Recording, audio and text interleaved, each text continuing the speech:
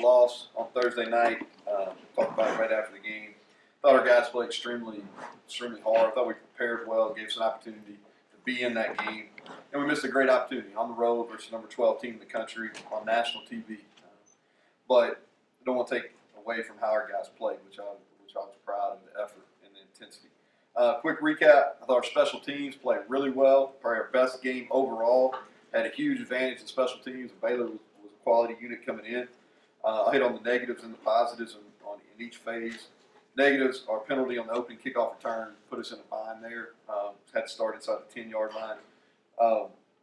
We had an offsides penalty on kickoff, and obviously the blocked field goal there at the end, where we didn't take our proper steps, laid off the ball, and it cost us big time. Positives, we had a kickoff return for a touchdown, the first one here since 2014. We blocked kickoff return really well all year.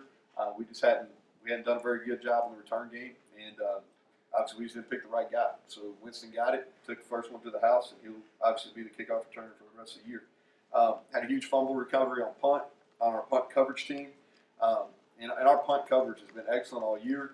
And there's nothing, that game was, I think, where they had negative punt return yards. Had a 43.6 net punt, which is really impressive. Our kickoff coverage was really good. Thought our punt block team was the best it's been all year. We affected 2 punts. Defensively, next phase to talk about, that's the best we've played from start to end in a game all year. There's been times where we played at a high level defensively, but that was the best we played for a whole game. Credit to our defense staff and our players. Thought we had a great scheme, and I thought our players executed that. The negatives, we just missed too many tackles.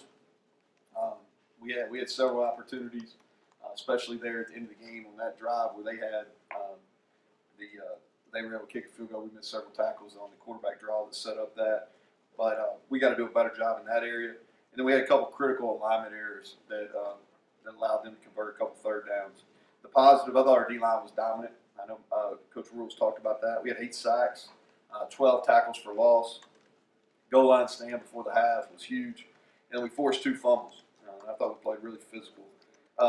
Offensively, we physically got whipped up front. We didn't play well enough to win in any position offensively. Our margin for error is really small offensively, and we just continue to beat ourselves, man. Whether it's procedure penalties, drops, we had 2 bad snaps, critical errors at inopportune times. Top performers, want to recognize some people. I thought defensively, these guys all played at a high level. Jeffrey Pooler and Dylan Tonkery played their best games that they played this year. And then obviously Darius Stills, I thought I saw in one outlet he won the Big 12 Defensive Player of the Week, well deserved in that. Reese Donahue has played well now for the whole month of October. And then Sean Mahone and Noah Guzman, both of those guys played their best football of the year. Special teams, guys stood out. Winston Wright, obviously. And then Josh Grouden had his best day as far as punting the football. Offensively, really the only guy was George Campbell. He did some good things. He'll be more involved as we move forward. A couple personnel updates. I think saw Ricky Johns yesterday put his name in the transfer portal, and then Jack Allison also. Jack has made the decision to enter transfer portal. He graduates in December, so this was a decision that he came to me with, and I love Jack. I like him a lot. He's been a great teammate here. He wants to go play, and I support that. He's got an internship that he's got to get hours before he graduates, so I support him in that. Some injury updates. All right, so Kenny McCoy, Noah Guzman left the game on Thursday. I think they're questionable. We'll see how they progress as a week, but I am hopeful that both of them will play. Qualls had surgery today. He'll be out for the year. Josh Chandler is questionable. We're going to kind of build up. He'll work a little bit today. He'll kind of build up through the week, and we'll see how that goes. Staley missed the game on Thursday night. He'll be questionable again. I think it's a muscle injury in his leg, so a lot of it just depends on how he heals. I would say he's very questionable. T.J. Simmons left the game late in the first quarter. I would say he's doubtful for the game. We'll see how he goes. I'm not saying he's out yet, but he's doubtful. Sean Ryan will be out this week. but I think he's getting real close. I think he's getting real close, just not ready for contact yet. Barrett left the game in the second quarter on Thursday. We'll see how he progresses this week. Giovanni Haskins should be back. He did not play Thursday night. He's had a kind of a core muscle injury. It hadn't allowed him to run, but I think he'll be able to run full speed. And then Drayshawn Miller is improving, but he will not go this week. Okay, he's improving. Again, I think he'll be back at some point this year, but he's not available this week. So a lot of positives to take away from last week as a team. Thought our coaches and players did a good job preparing for that game, and we got to continue to focus on us and getting better. Kind of flip the page to Texas Tech. Excited to get back home. We haven't played home since I think it's going to be 5 weeks almost, and so excited to get back home in front of the home crowd. Game between two teams that are really hungry for a win. A lot of respect for Matt Wells and his staff. They did a great job really developing that program at Utah State. Just kind of brief intro of them. Special teams wise, the guy's special teams coordinator there, he's been a lot of places, really highly respected in the special teams world, sound in really every phase. They got freshmen at all the specialist positions. Their punter and their kicker and their long snapper are all freshmen, and they've really been strong. I think field goal kickers making high percentage, kickoffs guys got a high percentage of touchbacks, and their punters right there near the top of the conference. So really sound there. They've already blocked a couple field goals and had a kickoff return versus Kansas for a touchdown and got called back. But they've got a couple returners that can go. Defensively, there are multiple coverage front team that bounce back and forth between 3 and 4 down. The coordinator was here at one point. I think I read a stat where right now I think their scoring defense is the lowest it's been maybe since 2009 there.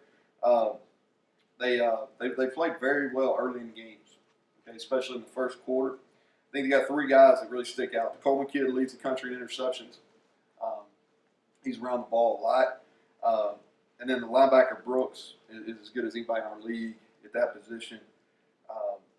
And then they've got D lineman Washington Jr., who I think is really good, plays the run exceptionally well, does a good job getting off defenders.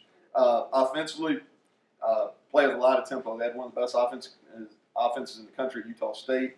Their coordinator there goes back to Missouri when Chase Daniel was there, and they were playing really fast, and they're a team that plays with a lot of tempo. Balanced. I think they have one of the top offensive lines in our conference.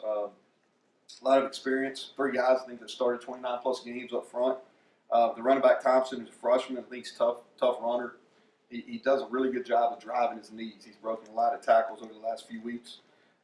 They've got the receiver Basher that's really long, tall. Really, he's won a lot of one-on-one balls and gone up at the top and gotten them. Quarterback Duffy, I think he's a capable runner, but he gets the ball out extremely fast. Gets the ball to playmakers. I think we got to prepare for Bowman too.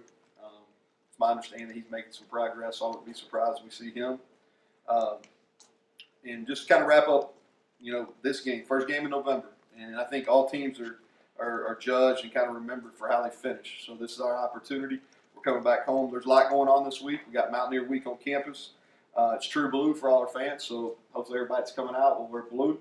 And then most importantly, it's Military Appreciation Day, and it's a day where we're going to honor our state's veterans.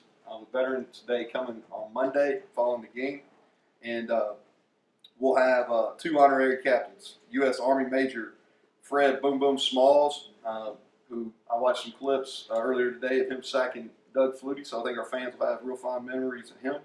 And then former U.S. Army Specialist Ted Daniels. So Ted Daniels and Fred Smalls will be honorary captains for Military Appreciation Day. And we're going to do something from a uniform perspective that we'll release later this week, and it'll honor the veterans from the state of West Virginia. So encourage our fans to wear blue, come out and support our team. Nobody's pleased with the results that we've had at this point, but we got a great opportunity to finish strong.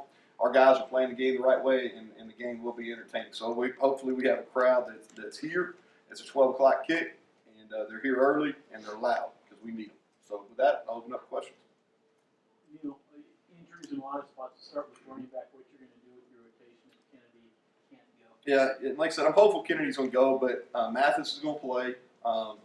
Letty, who's got to play better, you know, and he's played better at times. He didn't play very well. He's no different than anybody else on offense though. In that game Thursday night, but Letty will play, Mathis will play, and then Kennedy will continue to play if he's ready to go.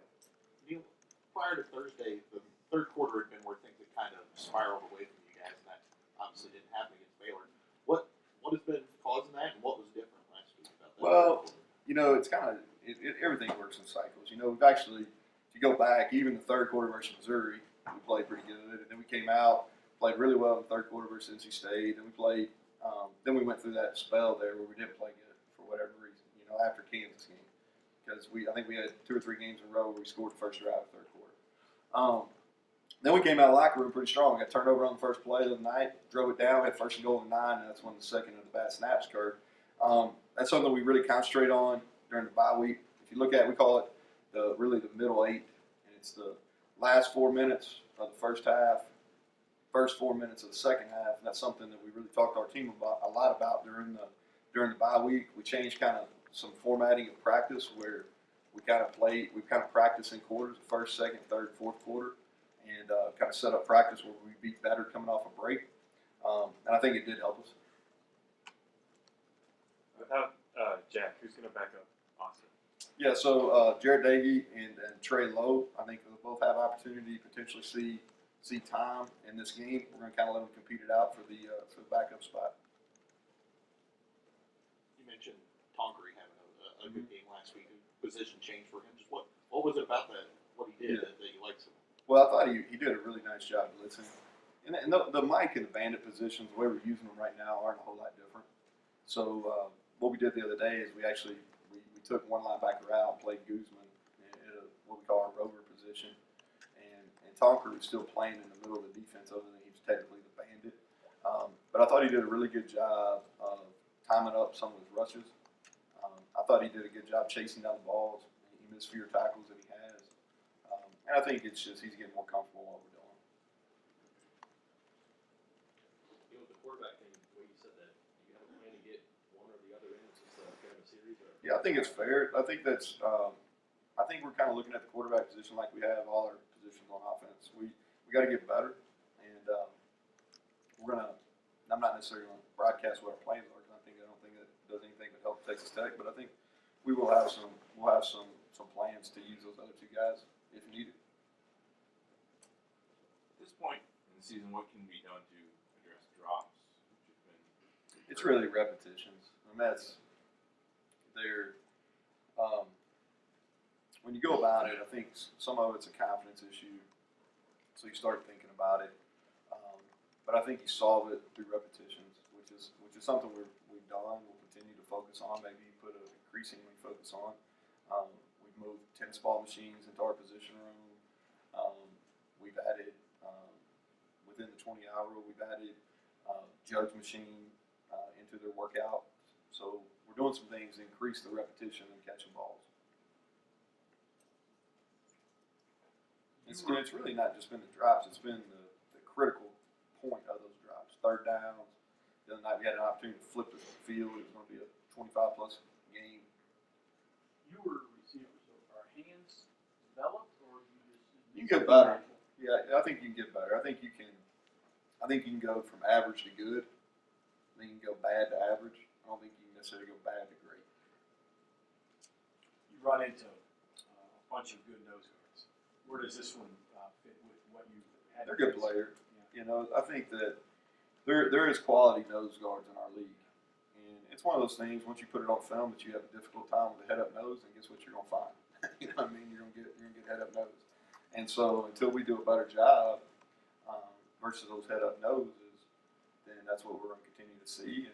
And a lot of it for us is just technique-based. We've got to play a better technique on the interior of our offensive line. We've got to play better. We've got to play a better technique. We've got to do what we're coached to do. Looking back at the snaps, was anybody barking anything on the other side of the No, ball? I mean, I think you could see on film where the Baylor player was clapping. I'm not sure he was clapping to simulate the snap or not. I think there's probably a distinct difference between a clap coming in front of you and a clap coming from behind you. But obviously they're costly. You know, if you look at it, I think we had second, both of them after turnovers, and one of them I think was 2nd and 4. And then we go back, and the thing about it is we had opportunities to overcome both of those, and we just didn't. Like on the one there where the first one that goes overhead, we were going to be in the wildcat there. I think it was 2nd and 4. Snap goes overhead. We run a 3rd down pass. We got 3 guys open. We don't throw it to any of them. And we got a chance to get in field goal range.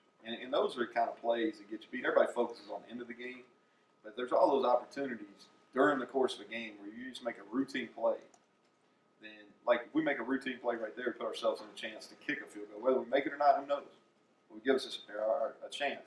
Then we go down. It's 1st and goal on the 9, first drive of the second half, and we had multiple opportunities to get on that ball. You know, it's going to be 2nd and long, but we still give ourselves a chance to kick a field goal if we get on the ball. Neal, how does Trey end up on punt team? Well, because we've done that a bunch. So if you go back and look at that, so Troy, the kid that's a starter right now, Caleb Barker at Troy, we played him on the punt team, and we had some difficulties with the rush against Oklahoma.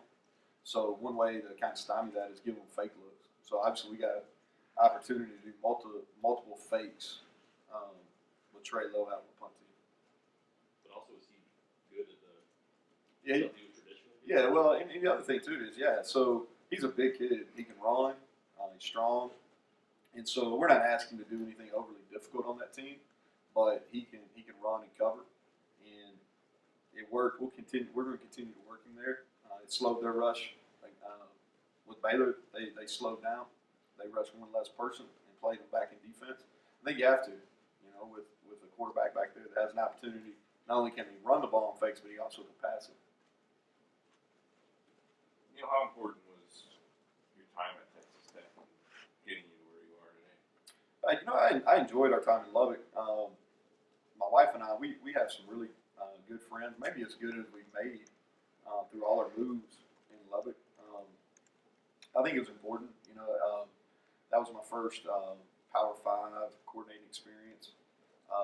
It was a unique time in that program's history because of the way Leach left and all that kind of stuff.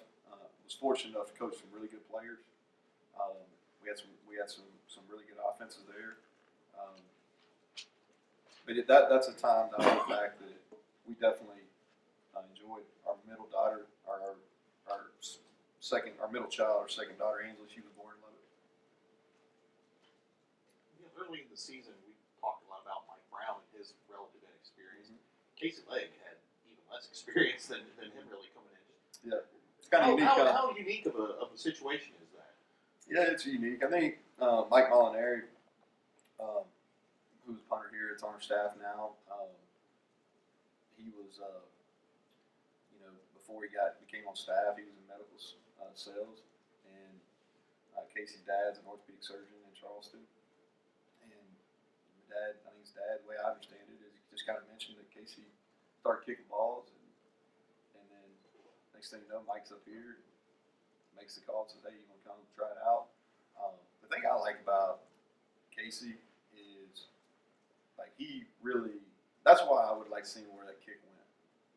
It looks pretty good until it gets blocked, and this is why, because this is what I appreciate about him, is every time that we put him in a challenge situation, he's really risen to that occasion. That's not always the case, especially with specialists sometimes, okay?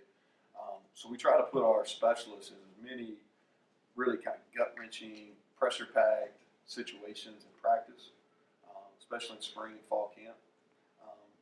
And he has always risen to the occasion. Like, we did it 4 times last week. Once Staley got hurt, kind of at the beginning, and we really didn't know if he was going to be able to go or not. We still thought he would be able to right up until pregame warm-ups. But once I thought it was a question mark whether he was going to be able to go, like, he was 4 for 4. And we put it, I try to, hey, we got this many gassers, you got this many up downs. If he makes it, we're good. Practice over. If he misses it, that's what we got, And he's always answered the bell. So it's unique. He never played. I was telling Mike McGrath about it before the game. I said, hey, she asked me if he was going to kick. I said, yeah. She said, well, I didn't see it, I didn't see his high school stats. I said, because he didn't have any. You know what I mean? He didn't have any. Look at soccer stats. How at this point in the season, 7, 8 games in, as a coach and as a team, do you say, okay, the record is what it is, but concentrate on the mission instead?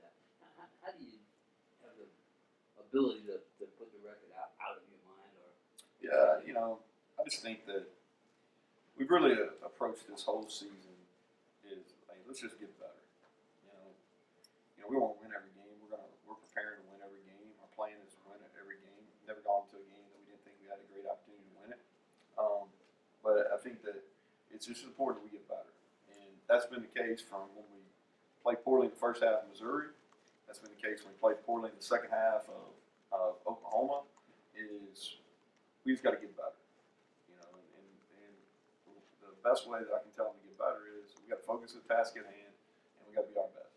And so that's kind of their message, and I think I spoke about this last week in the press conference leading into the Baylor game, maybe a week ago Tuesday. Is, man, we got a lot of hope in this building. There's a lot of reasons to be excited. Even our older guys, the seniors, those guys are playing some of the best football they've ever played. So there's plenty to play for them. All right, we get hot here in the month of November. We still got opportunities to make postseason play. So there's a lot of reasons. Even what our record is, there's a lot of reasons to have hope and be excited in here. Speaking of Molly McGrath, have you ever had a player talk to a sideline reporter? Yeah, somebody was telling me that. Call the shot. I don't know. Ask Amanda. You might know. I don't know. I guess if you're going to talk, I'll say this. It probably happens. I don't know if it's ever been reported. So I think it works kind of both ways. But yeah, I don't know what he said, but somebody said that on Twitter or something they saw where Darius said something to Molly during the game. I'm gonna say that's a first. It doesn't stick out in my mind it's ever happened before. He did play really well. Do you know what the message was? No, I have no idea. Don't if it's bad, don't even tell me, Mike. It's like hey, there's a reason, man. Like some of that stuff, like that's the reason why one of the best things to do, whether you win or you lose. I tell our players to do this too. When you take that Twitter or Instagram or whatever, and you hit that button where it just scrolls down to whatever the last thing is, and then you close it. So whether it's good or bad, you don't see any of it. Okay. Thanks, Coach. That is. All right. Thank you.